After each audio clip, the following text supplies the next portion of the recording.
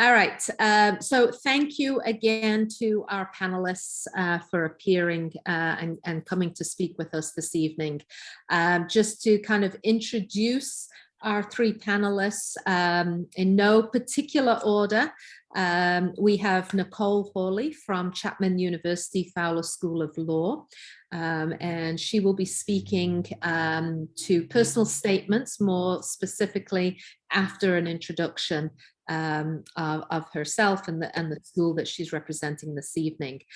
We have Nancy Roja Hill from Southwestern Law School, who similarly will give a brief introduction on Southwestern Law School and then speak on LSAT and GPA.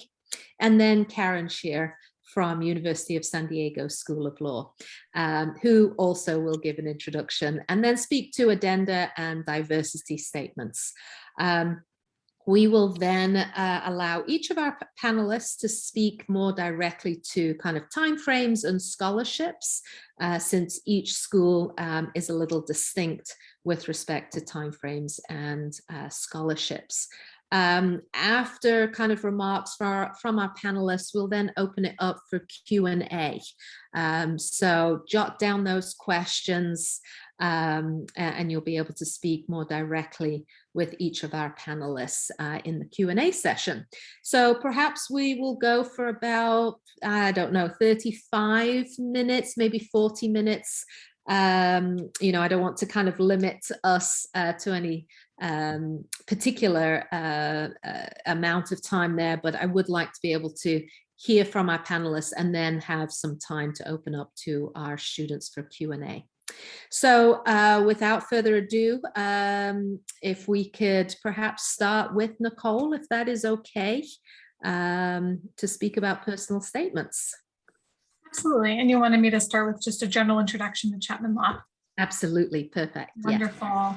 So hello, everyone. Thanks for joining us this evening. It's a pleasure to virtually meet you all. My name is Nicole Hawley, and I'm the Director of Admission and Diversity Initiatives for the Chapman University Fowler School of Law. So I'll start by just sharing where we're located. I know you're, might be familiar with Orange County. You're our neighbor down south in San Diego. So we are kind of right in the middle of Orange County.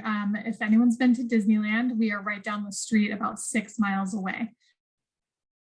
So I say that not to say that our law students are going to Disneyland every day, because they're definitely not, but just to kind of put things in a perspective of where we are located within Orange County. So San Diego is actually commutable for some of our students. They do choose to live with family down in San Diego and commute up. It's obviously a bit of a lengthy commute, but especially after year, when you can kind of pick when your classes are, you might be making that drive, 2 to 3 days a week, and it's really not all that bad.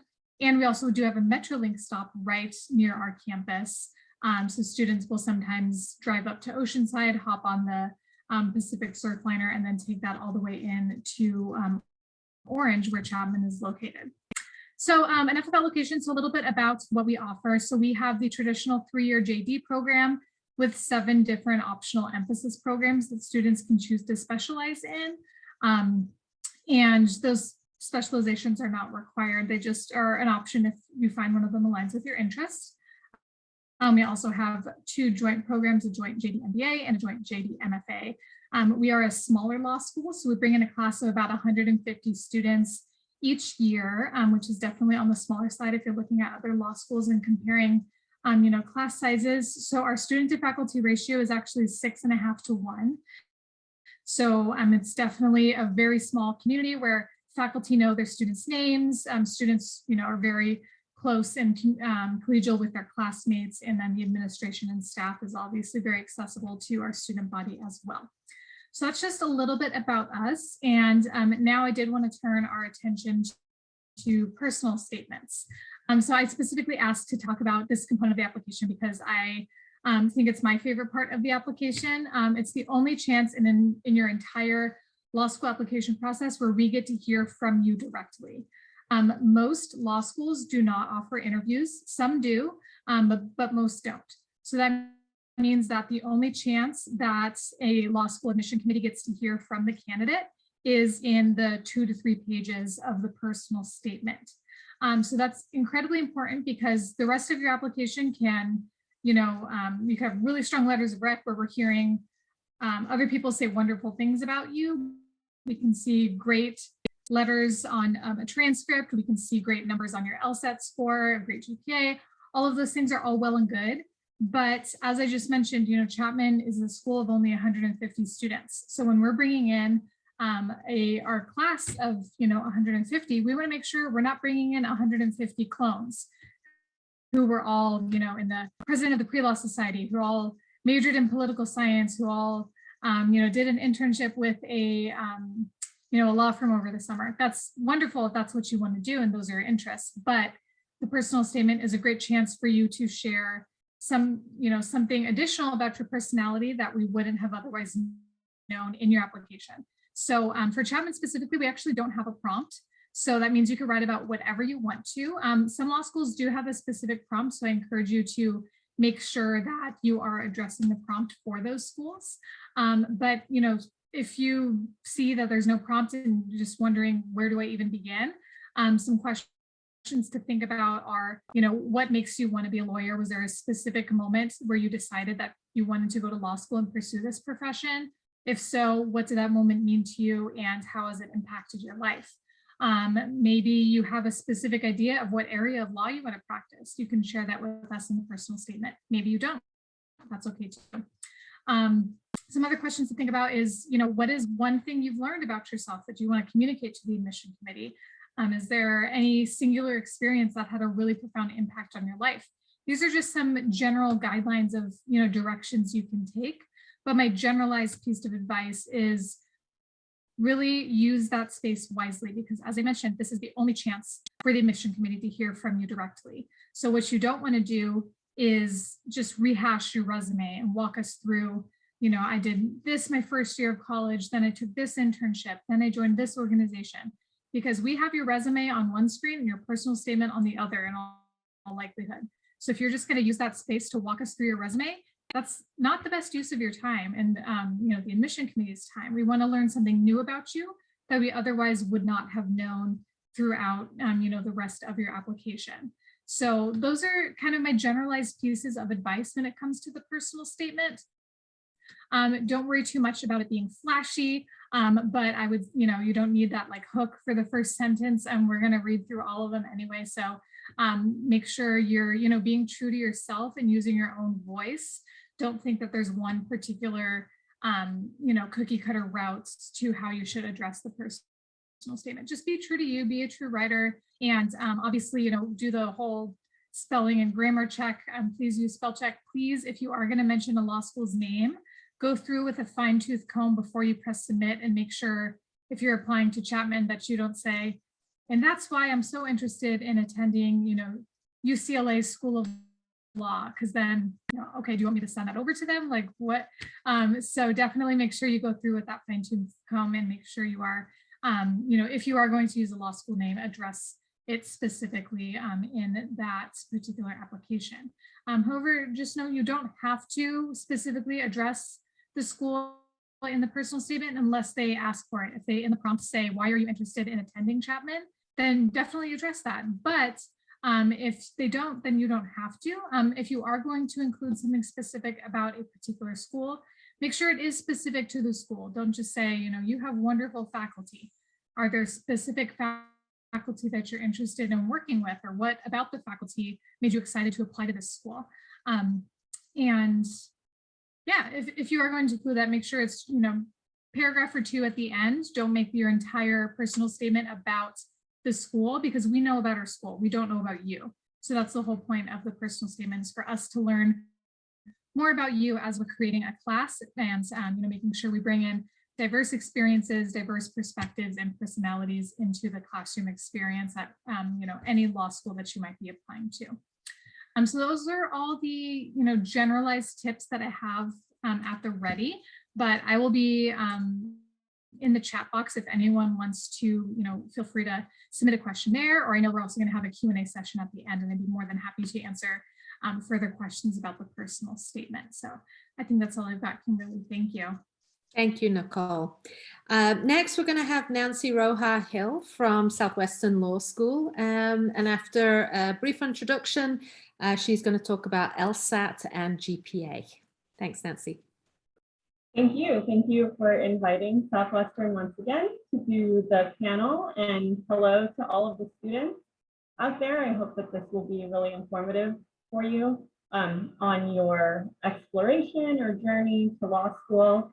As noted, my name is Nancy Rojas Hill. I'm the Associate Director of Admissions here at Southwestern Law School, which is located in Los Angeles. We are located just outside of downtown LA, in the Koreatown neighborhood. So if you're familiar with LA neighborhoods, you may know that one. We are located just in 2 academic buildings. So even though we are in the heart of Los Angeles and have access to everything that the city has to offer, our campus itself is pretty contained.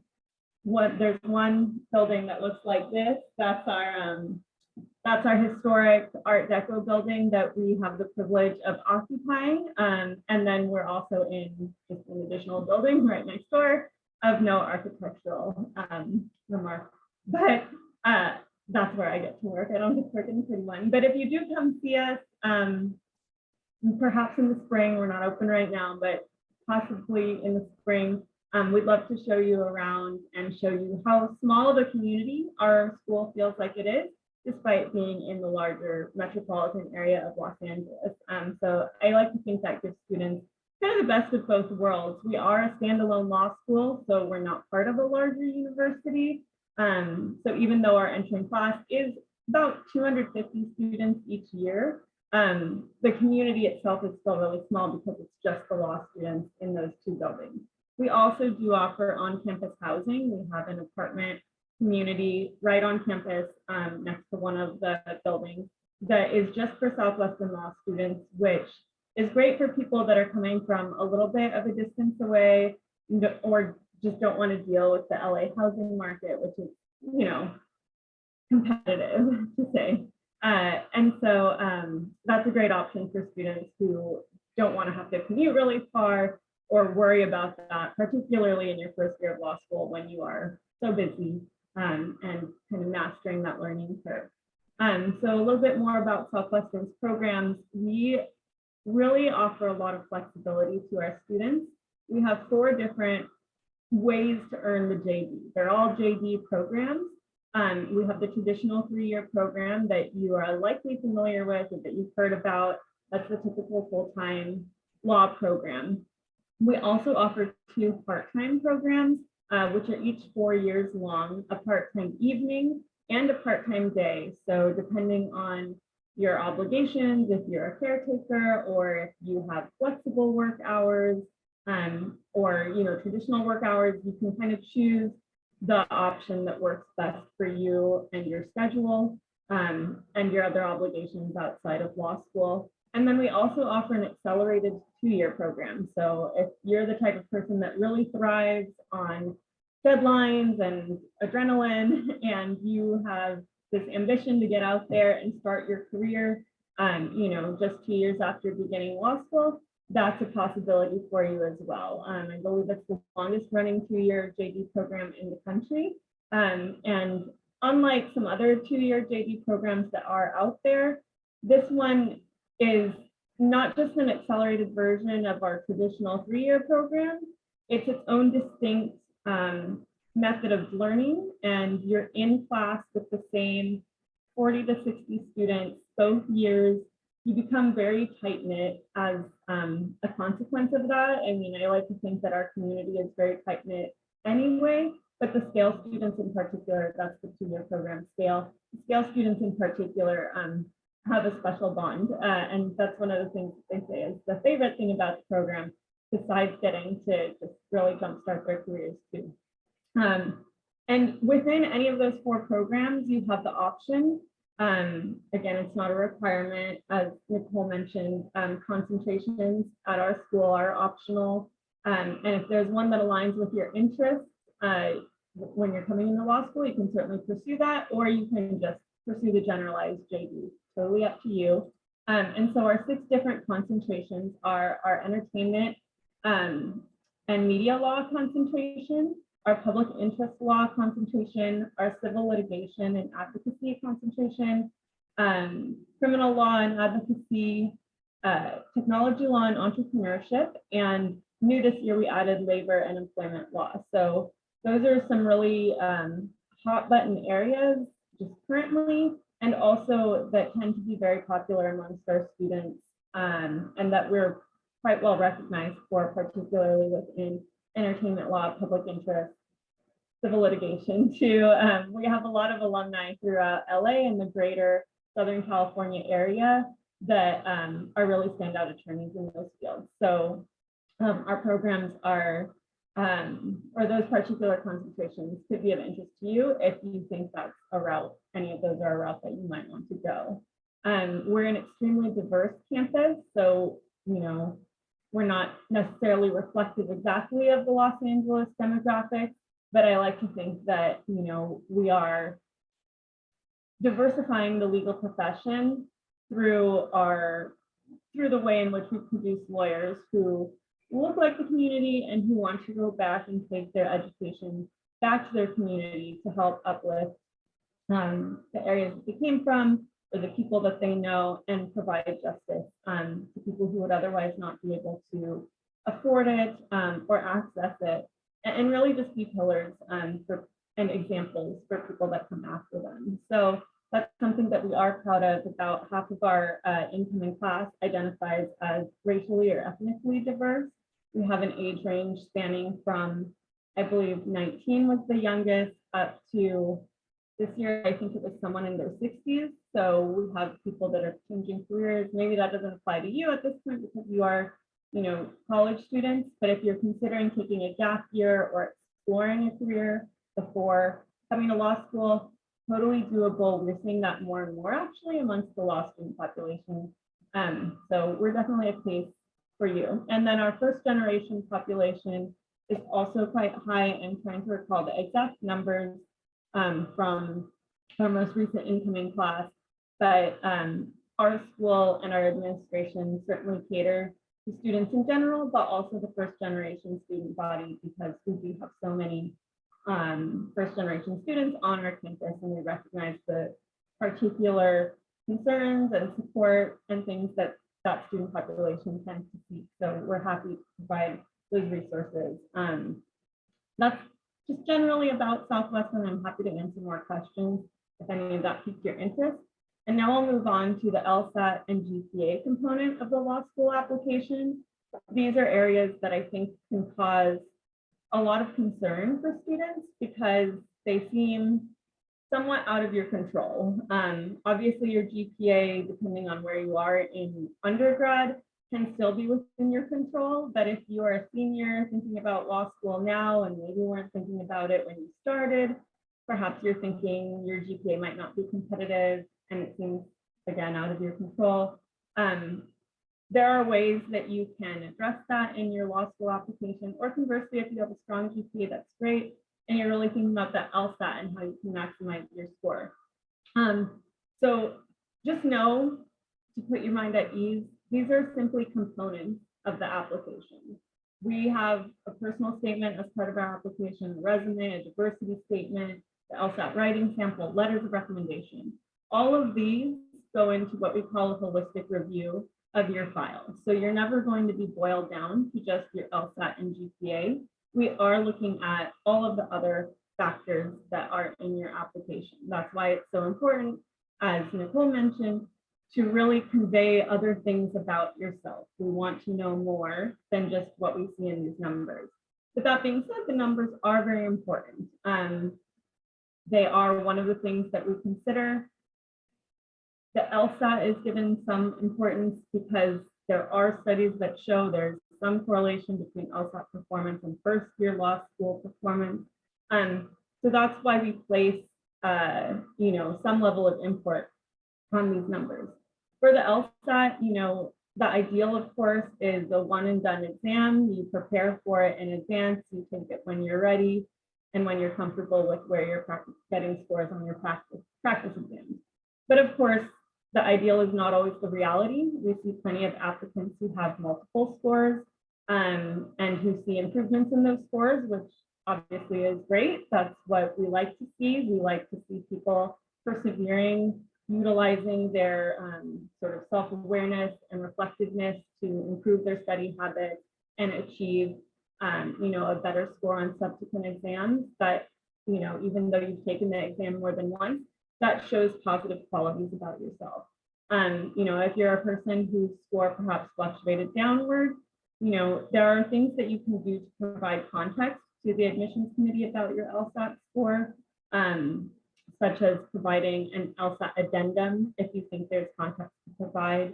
And just a note about the LSAT, our school, and I believe the other schools on the panel, will primarily consider your highest score that you've received on your LSAT exam. But the LSAC will report all of your scores to the school. So you can't exclude certain scores or what have you, unless you've actively chosen to cancel a particular score. But otherwise we see the scores, and we also see that you canceled the score, that you were absent from the test if you just didn't show up to take the exam on that day. So those notations are there. So again, just be aware of what's being reported to law schools, and if you want to use an LSAT addendum to briefly address certain things and provide that context to the admissions committee, you certainly can.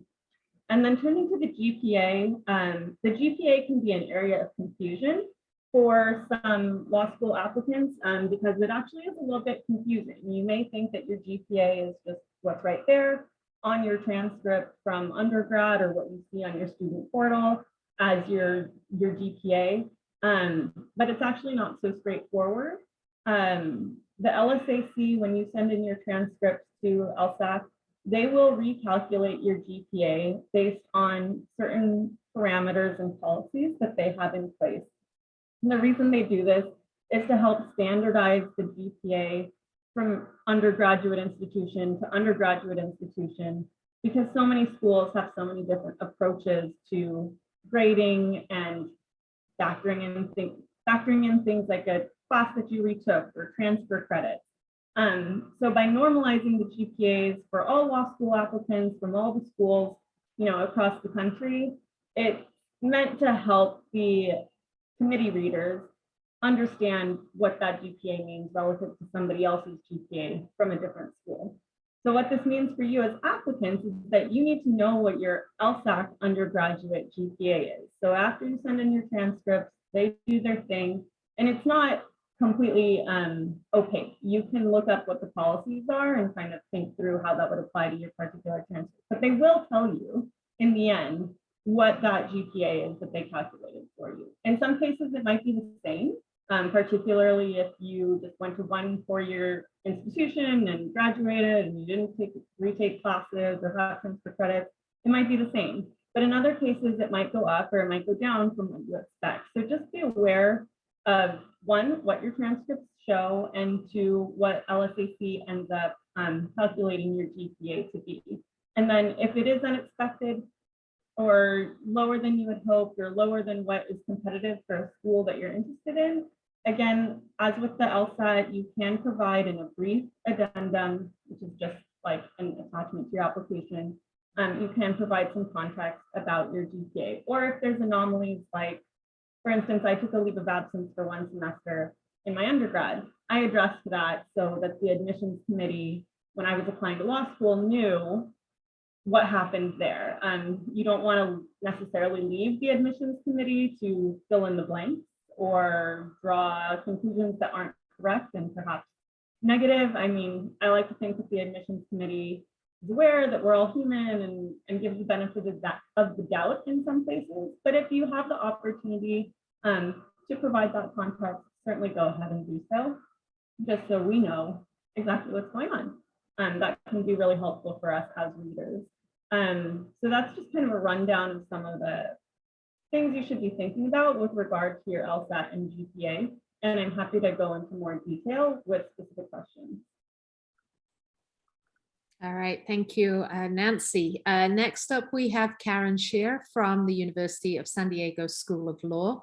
Again, she will provide a brief introduction and then speak to addenda and diversity statements. Thank you, Karen. Thank you. Welcome, everybody. Thank you for being here. I am Karen Shear. I am currently the Interim Director of Financial Aid at USD Law. but was the Associate Director of Admissions and Financial Aid for the last 10 years. So I have a good bit of admissions experience. I would think that you might be familiar with us since we're just a couple of miles down the freeway from you all, a little bit west on the mesa overlooking Mission Bay. USD Law is part of the University of San Diego, so we are affiliated with both the with a larger undergraduate and graduate population, which has both its advantages and its disadvantages. We've got advantages in terms of access to the gyms and the pools and the dining options that the undergrads get to take advantage of. At the same time, that means you also have to deal with all the extra parking hassles that come with the thousands of other students that are potential students, faculty, and staff that are on our campus at any given time. The law school itself is pretty condensed in a couple of buildings on campus. And we've got about 800 law students. We enter a class of about 255 each year. We have the traditional three-year full-time JD program and a 4-year part-time program that would allow students to be able to work and go to law school at the same time, in case they wanted to maintain some semblance of a normal life while they were attending law school. Probably we're best known for our business and corporate law programs, public interest, and tax. We have over 40 student organizations. We have 14 legal clinics that allow our students to get hands-on experiential training while they're in law school. And we offer 10 concentrations ranging everywhere from children's rights law to our tax clinic to our immigration clinic. And our concentrations, immigration concentration, intellectual property, health law, and civil litigation. We also offer 4 concurrent degrees, a JD MBA, a JD Masters in International Relations, a JD Masters in Peace and Justice, and a JD MS in Real Estate. In terms of diversity statements and addenda, Nancy addressed some of the issues with the addenda. I'm going to start with diversity statements. Both diversity statements and addenda, first of all, you want to look at whatever prompts or instructions you're being given by the schools to which you're applying. Some schools won't even accept addenda. They have specific prompts in terms of diversity statements. You want to make sure that you're paying attention to what it is they're looking for in these additional documents that you're submitting. Diversity statements, most students would initially think of something along the lines of racial, ethnic, national origin, cultural classes of students that are historically underrepresented in law school. But it could also be something along the lines of sexual orientation, religion, socioeconomic disadvantage, the types of classifications that might make you a unique addition to a traditional law school class. And you would set that out in a diversity statement as something separate and apart from what you might submit in your personal statement. You want these things to be different. This is an additional aspect to your application that is not represented in your personal statement. I have seen some students that address their diversity issues in their personal statement and then restate it again in their diversity statement. And that does not create an advantage for you with the admissions committee. That's just a redundancy that's not necessary. I think sometimes students feel that they must find some way of submitting a diversity statement. And some of the advice I would say is, if you feel like you would like to submit a diversity statement, the topic should be fairly obvious to you right from the outset. If you can't think about something to write about that makes sense from the very outset, then it's probably a sign that you don't need to submit a diversity statement. You can address, some of your issues in your personal statement, but you don't need that separate document. In terms of addenda, like I said, Nancy addressed some of this. Classic example is GPA. You have a GPA that maybe is not quite where you would like to see it in terms of the medians at the schools to which you're applying. So you want to explain that maybe there was an issue that impacted how your GPA progressed through the course of your undergraduate degree. Common things are, the one that we see very frequently is, I was going to be a doctor. And so I started out in all those STEM classes. I took biology and chemistry and did not do well. And then I discovered something in the liberal arts or poli-sci or even history. And all of a sudden, you know, I found my calling in terms of my undergraduate degree. This is something that interested me. This is something that captured my passion. And if you look at my transcripts, which we will do, we will look at all of your transcripts. We can see that there was this progression from, you know, you maybe got a rough start, but you found your stride in a different major, and then all of a sudden your grades got much better. The other thing that was mentioned was a leave of absence, or you took some time off. Maybe there was a family emergency that required that, you know, distracted you or took your attention away from your classes during a particular period of time. We will look at your transcripts. We can see a natural progression, but certainly if there was a period of time where something just went terribly wrong, a GPA addendum would absolutely address that and would explain to the admissions committee, you know, where those rough patches hit you. And then, especially if you can then show a progression, how your GPA got better as you got into your last couple, 3 semesters of college, where you hit your stride. It's like, now here's how I learned to be a good student and how I'm going to be a successful student going into law school. LSAT, same kind of thing. You could submit an LSAT addendum. This is a little bit tougher because you need to be good at taking tests. That's just the way law school works. But certainly if there were circumstances that impacted your ability to take your test, you know, even excessive noise or disturbances, some of that is sometimes noted or we're notified of in your admissions materials. But if you feel like you had some kind of circumstance that may have negatively impacted your LSAT score, sure, we want to hear about it.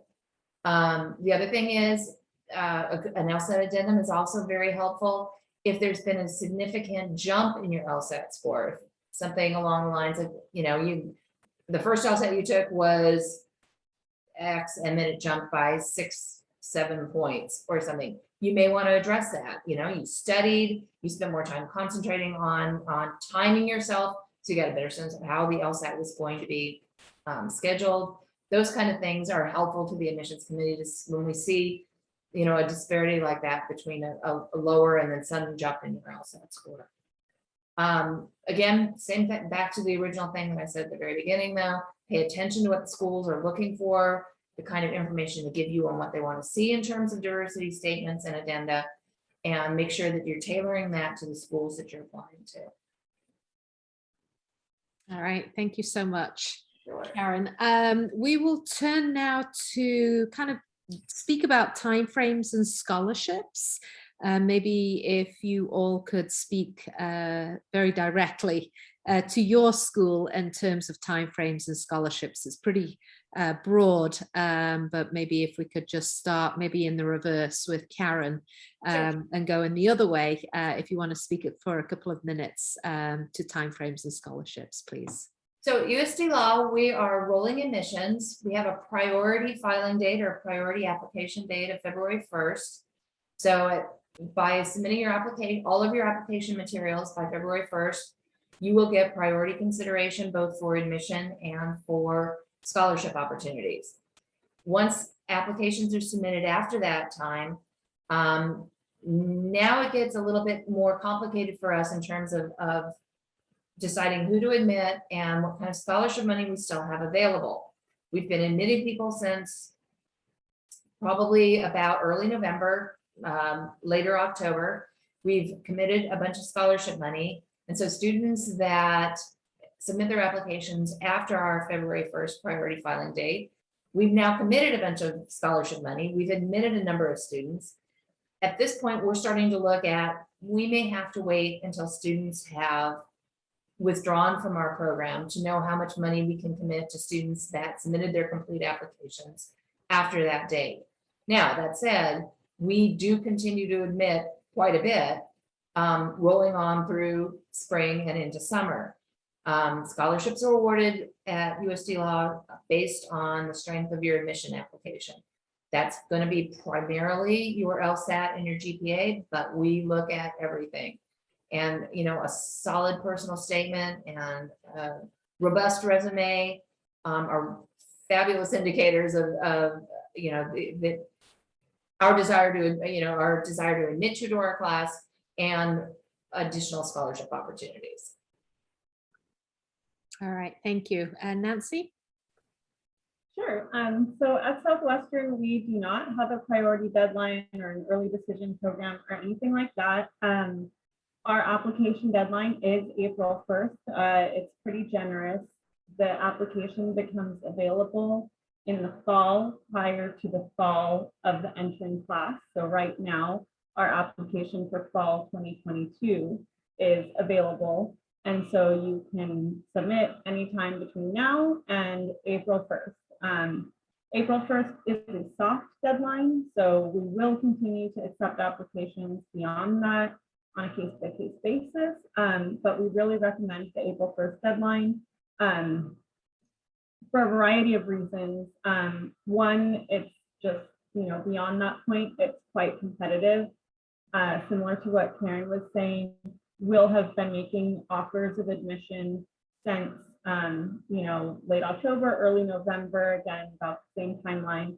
And by the time we roll around to April, we'll have made a lot of the offers that we're already going to make for the fall 2022 incoming class, for example. So ensuring that your application is in by April 1st will ensure that you're still going to be able to be in solid consideration and have that room left and seats available for you, and the window just isn't quite so narrow. You know, applying earlier in the cycle as opposed to later, even though our deadline is April 1st, applying earlier in the cycle, which for us would probably be anywhere up until about like early January, I would say is the early, from now until then is the early period. That'll put you in a really comfortable position in terms of, again, open seats and also scholarship consideration. Just like seats, those are awarded out on a rolling basis. So as we get later in the admission cycle, the amount of money left to award depletes over time, and the scholarships can become less generous or just unavailable at some point. So even if you have very competitive LSAT and GPA and other factors in your file for our school, if you apply at, you know, beyond April 1st or right at the deadline, you may not be maximizing your potential for a scholarship award. Our scholarships, we do award up to a full tuition renewable scholarship.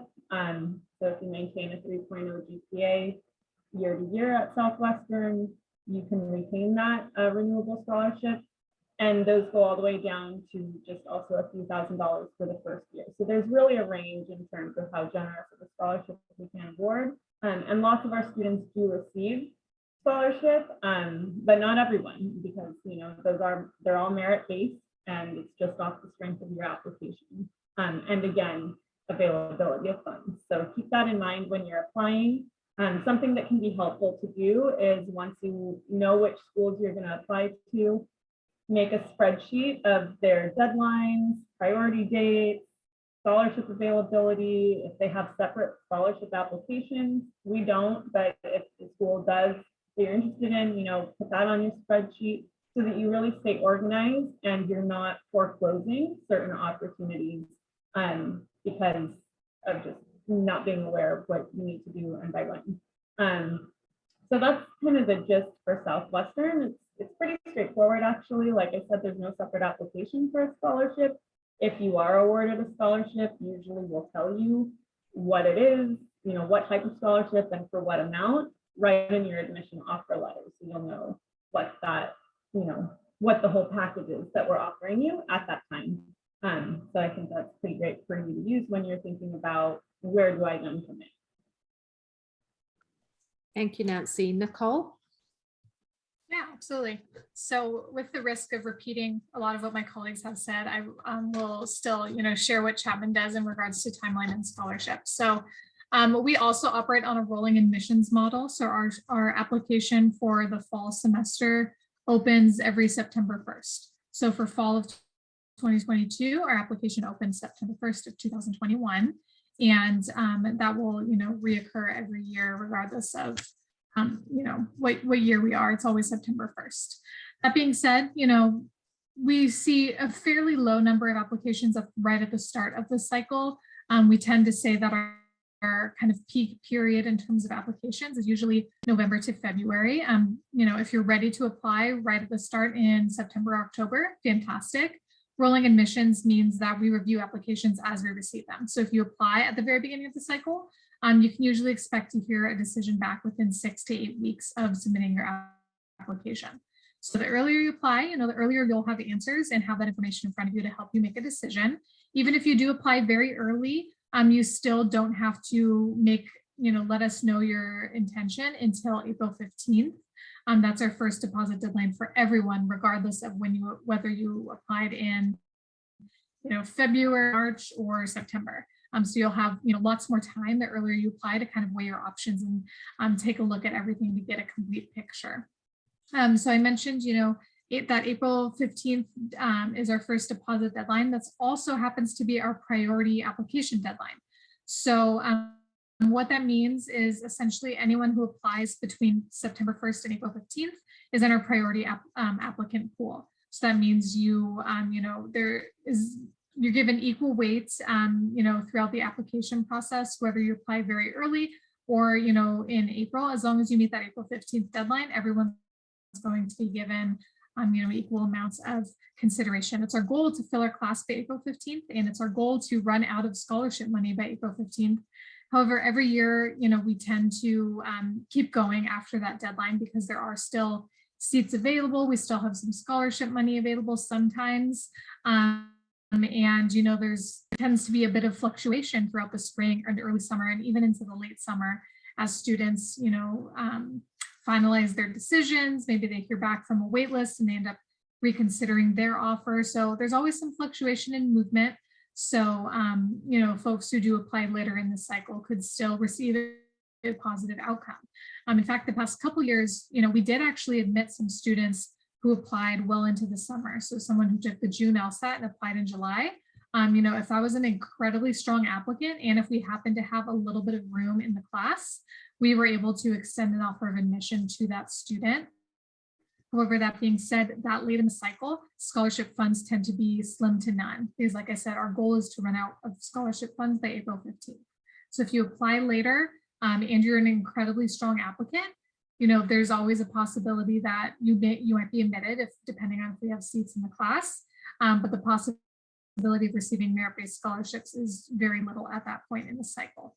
So speaking of merit-based scholarships, similar to what Nancy mentioned about Southwestern, Chapman also does an automatic review for merit-based scholarships. There's no separate application required.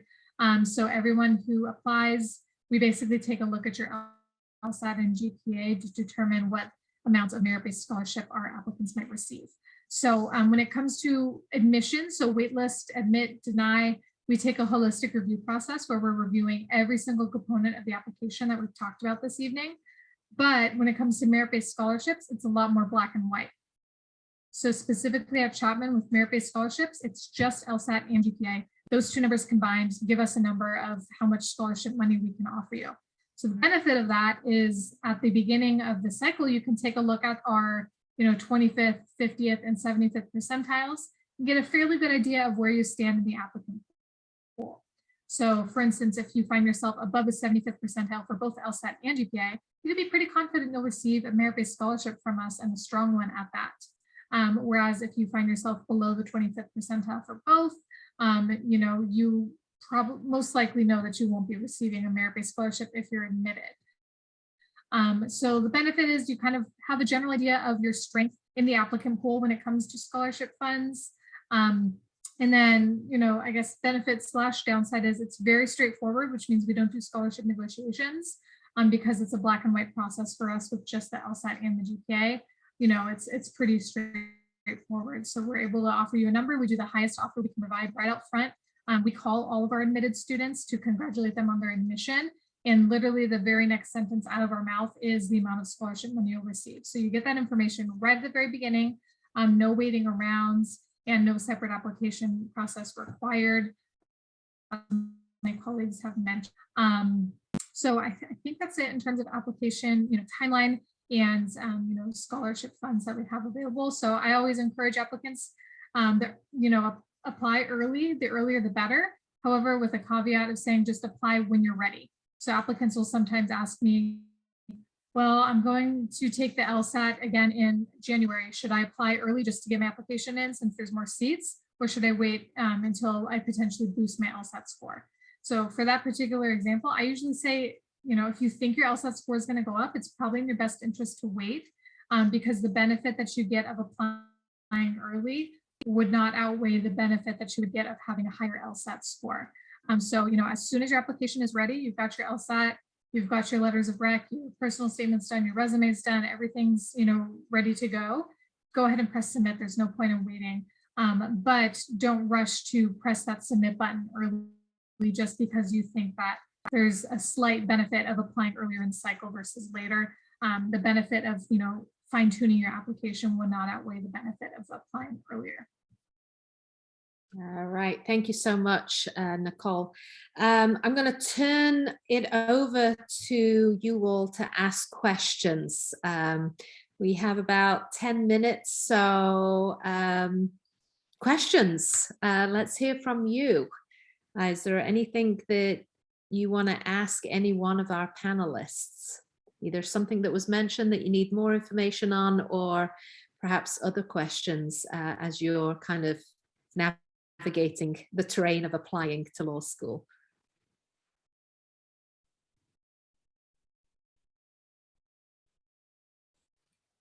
Hi, good evening.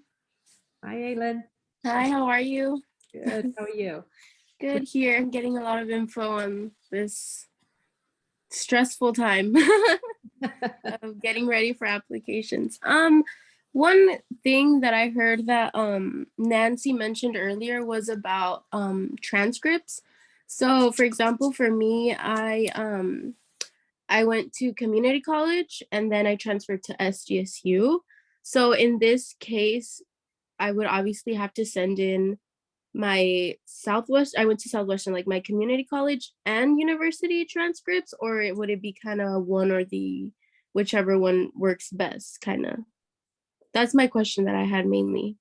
Sure, I can answer that. So you'll need to send in, I should have mentioned this as part of my spiel, but you'll need to send in all transcripts from anywhere you went to get credits towards your undergraduate degree. So some people might have gone to multiple community colleges. We'd need all of that. For you, it's just the two, you'd need to send in both. So even though your community college transfer credits might appear on your San Diego State transcript, we'd still, well, LSAC would need your community college transcripts directly as well. And then those would get sent out to the schools. So if your application, for example, came through to us with just SDSUs, we would likely contact you and say you're missing transcripts. We consider that an incomplete application. So get us get LSAC the transcript and they'll furnish them to us, and then we can move forward with your file. So anywhere where you received credits towards your undergrad. With the exception of if like you did a study abroad through your undergrad, we don't need the separate like foreign transcripts for that. But obviously that's very case by case. So okay, thank you so much for that. Yeah. I have a question. Hi, Susan. Hi, are you guys currently open for tours? I heard Southwestern isn't. So Chapman is open for in-person tours on a one-on-one basis, or if you have, yourself and a partner or a family member, very small groups. So we are doing those this fall. We do not offer class visits at the moment. So you're only, we would be able to provide a tour, but no class visit at this time. And at USD, you are very welcome to come and visit the campus, but we're not actually offering any tours. We've got virtual tours going online So you can certainly sign up for one of those and then have a chance to meet with an admissions counselor afterwards. But yeah, so far we're still pretty virtual.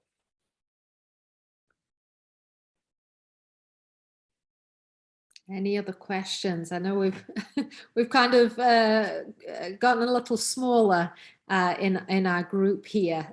So Susan and Aylin, do you have other questions? I do have one more question. I'm planning on applying to all 3 schools. I got convinced to apply to all of them now. My main one was like USD, but another quick question for USD. When it comes to letters of recommendation, is there like a minimum amount, or is it kind of no letters of recommendation? How does it work with that? So we don't require any letters of recommendation, but we'll read up to 2. We would prefer to see letters that address your academic prowess. If you've got a professor or someone that you've worked closely with at SDSU that knows you and can speak to your academics, that would be ideal. But if it's an employer or something along those lines, somebody that you, an organization you volunteered with, probably the strongest advice I would give you is make sure whoever writes a letter for you can speak directly to you, knows you well, and can talk about why you would be stumbling over my words, but why you would be a great addition to the USD law community. Okay, yeah, I was kind of unsure about that because I work at the district attorney's office, so many of the people I work with are my professors as well. So I was kind of wondering if it would kind of interfere with that, because I know them like on the school level, like as my professors, but then I also like interact with them at work. So it's also kind of.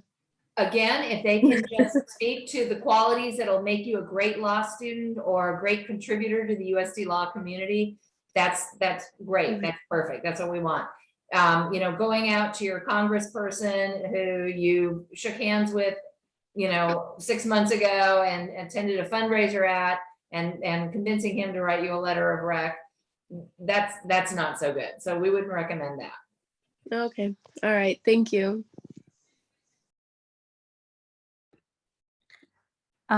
What is the typical or estimate cost to attend your school? That's kind of a scary question to ask. Well, I'll start because I'm unmuted. So the bigger picture is you've got to look at not only the cost of attendance, right, which is tuition fees, room and board, transportation, personal, that big financial aid budget, but the types of scholarships that you might be offered that's going to offset that cost of attendance, and what the living expense budget is for where you might be living, and how all of that works into what you're actually going to pay. So, I mean, our cost of attendance sounds scary. It's $86,000 this year. Tuition is about $58,000. But students who receive our biggest academic scholarship get a $52,000 scholarship. So that offsets a lot of that cost of attendance. Okay, I'll go. So for Southwestern, we have a different tuition rate by program, but if you calculated them out, they'd all be approximately the same over the course of your 2, 3, or 4 years at Southwestern. So that being said, our 3-year traditional program tuition is about $55,000 a year. The scale program is more per year, because you're compacting that into 2 years, and then the part-time program is less per year. But again, overall, each program is about the same. Now that's just tuition. You do have to think about what Karen said about total cost of attendance. I don't work in financial aid, so I actually don't know what our cost of attendance is, but I think in terms of living expenses, it's usually around $30,000 to like $35,000 or so that they estimate for a student to be able to support themselves and buy books, etc.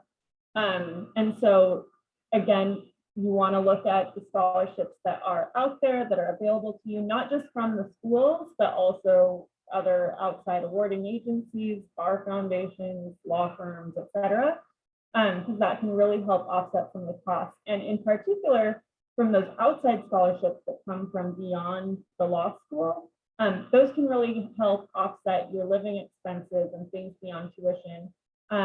At Southwestern, and not sure about other schools, but at Southwestern, we can't award beyond tuition. We don't do that as the sort of school policy. So even if you were awarded a full tuition scholarship, you would still need to pay to support yourself through law school and those other things that don't fall under the umbrella of tuition. So that's where outside scholarships can be helpful for you as well. Yeah, so Chapman also has information about our estimated cost of attendance on our website. We break it out by full-time versus part-time. And like Nancy said, the part-time would be lower because it's over the course of 4 years rather than 3. And then we also break it off from, it says JD full-time living, on their own, and JD full-time living with parent or relative, because that's a huge expense. So our numbers are actually pretty similar to USD. Our tuition for fall of 2021 to 22 was around 58,000 also. But our cost of living was estimated to be a little bit higher. One thing that's important to think about is the estimated cost of living and the transportation and food and everything that goes into the full cost of attendance. Institutions make that number up themselves. So it's just based on aggregate data. So it's a generally reflective indicator of what you could expect to spend. So obviously you'll see cost of living be a lot higher in Southern California versus Kansas. So it's relatively reflective, but that number that says maybe like $21,000 a year annually on housing, well, not every single student is going to spend that. Some are going to spend more, some are going to spend a lot less. So that's just something to keep in mind. And then we also do offer a really robust scholarship program where about 75% or so of our incoming students tend to receive a merit-based scholarship, and those can range actually as high as the cost of tuition. And then for our very, very top applicants, we also do have a $10,000 living stipend that's given out on top of that. So essentially $10,000 per year that we give to you to help offset things like living expenses, books, and the like. So those cost of attendance numbers, it's a great question to ask, but I really I would encourage you to take all those numbers with a, take everything into consideration when you're thinking about those numbers and really know kind of what goes into those calculations, and make sure you do your own calculations for yourself of what you might expect to spend, on living expenses in any area at school that you might be looking into.